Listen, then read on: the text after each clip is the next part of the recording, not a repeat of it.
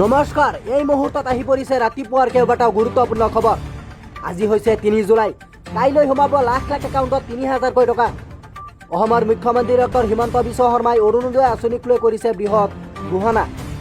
অৰুণোদয় তালিকাত নাম থাকিলে আপোনাৰ বাবে ভাল খবৰ আহি পৰিছে। মুখ্যমন্ত্ৰী ডক্টৰ হিমন্ত বিশ্ব শৰ্মাৰ কেইবাটাও বৃহৎ ঘোষণা।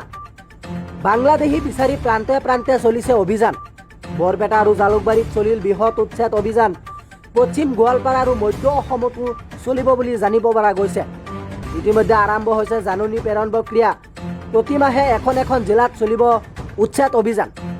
জুবিন গাৰ্গৰ একাউণ্টত আছে 9,63,000 টকা আৰু তেওঁৰ মেনেজাৰৰ হাতত আছে কোটি কোটি টকাৰ ধন। সিদ্ধাৰ্থৰ সকলো ধন সম্পত্তিৰ প্ৰকৃত গৰাকী জুবিন গাৰ্গ। সেইবোৰ গৰিমা গাৰ্গে পাব লাগে, এই দাবী জুবিন গাৰ্গৰ দীৰ্ঘ সময়ৰ বন্ধু পৰিচালক ৰাজেশ ভূঞা। যিসকল হিতাধিকাৰীয়ে আত্মসহায়ক গোটৰ 10,000 টকাৰ চেক পাইছে, সেইসকল হিতাধিকাৰীয়ে একাউণ্টত 25,000 টকা সোমোৱা হ'ব। মুখ্যমন্ত্ৰী ডক্টৰ হিমন্ত বিশ্ব শৰ্মাই 25,000 টকা সোমোৱাৰ তাৰিখ ঘোষণা কৰিছে।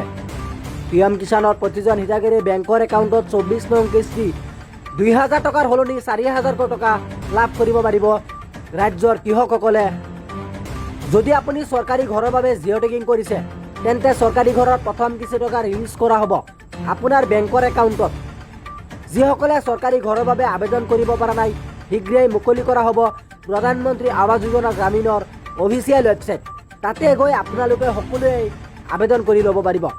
গোটেই অসম তথা ভাৰতৰ বিভিন্ন প্ৰান্তৰ পৰা যুগুতোৱা হৈছে কেইবাটাও ডাঙৰ খবৰ। এনেবোৰ খবৰ নিতৌ পাই থাকিবলৈ চেনেলটো ছাবস্ক্ৰাইব কৰি ভিডিঅ'টোত এটা লাইক কৰি দিব। আজিৰ আমাৰ প্ৰথমটো গুৰুত্বপূৰ্ণ খবৰ হৈছে অসমবাসীৰ বাবে খুবেই ডাঙৰ খবৰ। অৰুণোদয় আঁচনিৰ ধন লাভৰ পূৰ্বৰ সকলো নিয়ম সলনি হ'ল। নতুন নিয়মেৰেহে আপুনি লাভ কৰিব পাৰিব অৰুণোদয় আঁচনিৰ ধন। কি 5টা নীতি নিয়ম পালন কৰিব লাগিব অৰুণোদয়ৰ ধন লাভৰ বাবে। অৰুণোদয় আঁচনিৰ তালিকাত নাম থাকিলে এতিয়া আপুনি ডাইৰেক্ট আপোনাৰ বেংক একাউণ্টত 1,250 টকা নোসোমাই। 1,250 টকাৰ পৰিৱৰ্তে অসমৰ মুখ্যমন্ত্ৰী ডক্টৰ হিমন্ত বিশ্ব শৰ্মাই 3,000 টকা সোমাই দিব। আপোনাৰ বেংক একাউণ্ট এক্টিভ কৰাই ৰাখক। যিকোনো সময়তে অৰুণোদয় আঁচনিৰ টকা সোমাব পাৰে। আজিও আপোনাৰ বেংকৰ একাউণ্টত অৰুণোদয় আঁচনিৰ টকা সোমাব পাৰে। প্ৰতিগৰাকী অৰুণোদয়ৰ হিতাধিকাৰীয়ে কৰিব লাগিব KYC। যিসকল হিতাধিকাৰীয়ে আগতে KYC কৰি ৰাখিছে, সেইসকল হিতাধিকাৰীয়ে KYC কৰিব নালাগে। যিসকলে কৰা নাছিল, অতি শীঘ্ৰে বেংকত গৈ KYC ফৰ্ম ফিল আপ কৰি জমা দিয়ক। অন্যথা আপোনাৰ বেংক একাউণ্টত 1,250 টকাৰ পৰিৱৰ্তে 3,000 টকা নোসোমাই। এক্টিভ মোবাইল নম্বৰ দিব লাগিব আপুনি প্ৰমাণ পত্ৰ পূৰণৰ সময়ত। যদি মোবাইল নম্বৰ আপুনি সলনি কৰে, চৰকাৰক তৎক্ষণাত জনাব লাগিব আপুনি। তেতিয়াহে আপোনাৰ নতুন নম্বৰটো চৰকাৰী বিষয়াই তালিকাত অন্তৰ্ভুক্ত কৰিব। অৰুণোদয় আঁচনিৰ টকা পোনপটীয়াকৈ আপোনাৰ বেংক একাউণ্টত জমা হ'ল নে নাই আপুনি কমেণ্ট কৰি জনাই দিয়ক। যদি সোমোৱা নাই, তেন্তে আপুনি কমেণ্ট কৰিলে নেক্সট ভিডিঅ'ত জনাই দিম। যদি আপোনাৰ নাম অৰুণোদয়ৰ তালিকাত অন্তৰ্ভুক্ত হৈ আছে, মোবাইল নম্বৰ আপুনি সলনি কৰিছে, অতি শীঘ্ৰে ব্লকত গৈ মোবাইল নম্বৰ সলনি কৰি লৈ লওক। ৰাজ্যৰ প্ৰতিটো ব্লকত থাকিব অৰুণোদয়ৰ সহায়ক। ধন নাপালে ব্লকৰ কাৰ্যালয়ত গৈ দিব পাৰিব অভিযোগ। অৰুণোদয়ৰ তালিকাত নাম থকা স্বত্তেও যদি আপোনাৰ বেংক একাউণ্টত অৰুণোদয়ৰ টকা নোসোমায়, আপুনি ব্লকত গৈ যোগাযোগ কৰক। অভিযোগৰ বাবে চৰকাৰৰ তৰফৰ পৰা মুকলি কৰা হ'ব হেল্পলাইন নম্বৰ। অৰুণোদয়ৰ ধন লাভৰ বিসংগতি হ'লে ঘৰৰ পৰাই দিব পাৰিব অভিযোগ। পূৰ্বতে কিস্তি পাই থকা লোকৰ মৃত্যু হ'লে পৰিয়ালৰ যিকোনো সদস্যই লাভ কৰিব অৰুণোদয় আঁচনিৰ সুবিধা। যদি আপোনাৰ ঘৰতে কোনোবাই অৰুণোদয় আঁচনি পাই আছে আৰু সেই মানুহজনৰ মৃত্যু হৈছে, তেনে ক্ষেত্ৰত পৰিয়ালৰ যিকোনো এজন ব্যক্তিয়ে অৰুণোদয় আঁচনিৰ সুবিধা লাভ কৰিব পাৰিব। আপুনি জাষ্ট হেল্পলাইন নম্বৰত জনাই দিলেই হ'ল, সমাধান কৰিব বিষয়াই। নতুন নিয়মেৰেহে আপুনি লাভ কৰিব পাৰিব অৰুণোদয় আঁচনিৰ ধনৰাশি। অৰুণোদয় আঁচনিৰ তালিকাত আপোনাৰ নাম থাকিলে লাভ কৰিব অৰুণোদয় আঁচনিৰ ধন। ইয়াৰ পিছত নিবনুৱা যুৱক যুৱতীৰ বাবে লৈ আহিছোঁ এই মুহূৰ্তত এটা ভাল খবৰ। মুখ্যমন্ত্ৰী ডক্টৰ হিমন্ত বিশ্ব শৰ্মাই নিৰ্বাচনৰ পূৰ্বে ঘোষণা কৰিছিল যে 2 লাখ নিবনুৱা যুৱক যুৱতীক কৰ্মসংস্থাপন দিব। এতিয়া যেন সেই কথা আখৰে আখৰে পালন কৰিবলৈ আগবাঢ়িছে মুখ্যমন্ত্ৰী ডক্টৰ হিমন্ত বিশ্ব শৰ্মাই। বিধানসভাৰ সদনত মুখ্যমন্ত্ৰী ডক্টৰ হিমন্ত বিশ্ব শৰ্মাই প্ৰস্তাৱ কৰিলে যে 2 লাখ নিবনুৱা যুৱক যুৱতীক কৰ্মসংস্থাপন দিব। এতিয়াৰে পৰা পাব 2 লাখ নিবনুৱা যুৱক যুৱতীসকলে কৰ্মসংস্থাপন। মুখ্যমন্ত্ৰীৰ এই মন্তব্যত আপুনি কি মতামত কৰিব জনাব আমাৰ কমেণ্ট বক্সত। ইয়াৰ পিছত বাংলাদেশী বিচাৰি প্ৰান্তে প্ৰান্তে চলিছে অভিযান। বৰপেটা আৰু জালুকবাৰীত চলিল বৃহৎ উচ্ছেদ অভিযান। পশ্চিম গোৱালপাৰা আৰু মধ্য সমতি চলিব বুলি জানিব পৰা গৈছে। ইতিমধ্যে আৰম্ভ হৈছে জাননী প্ৰেৰণ প্ৰক্ৰিয়া।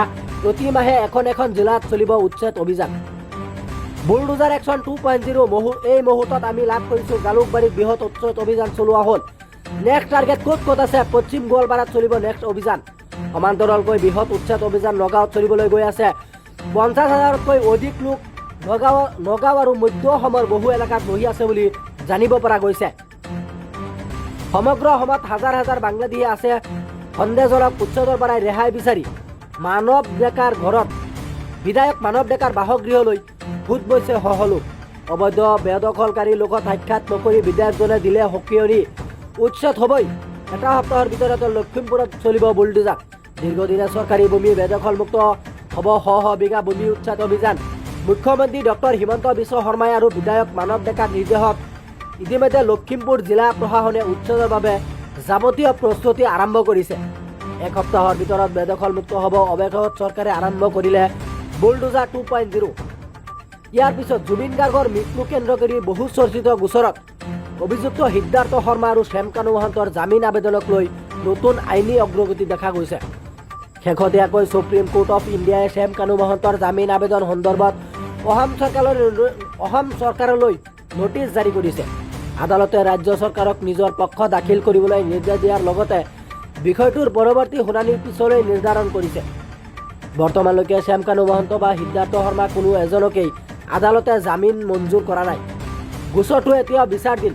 ইফালে তদন্ত আৰু আদালতৰ শুনানিৰ সময়ত উত্থাপিত তথ্য অনুসৰি প্ৰয়াত জুবিন গাৰ্গৰ বেংক একাউণ্টত প্ৰায় 9,63,000 টকা অৱশিষ্ট থকা বুলি কোৱা হৈছে।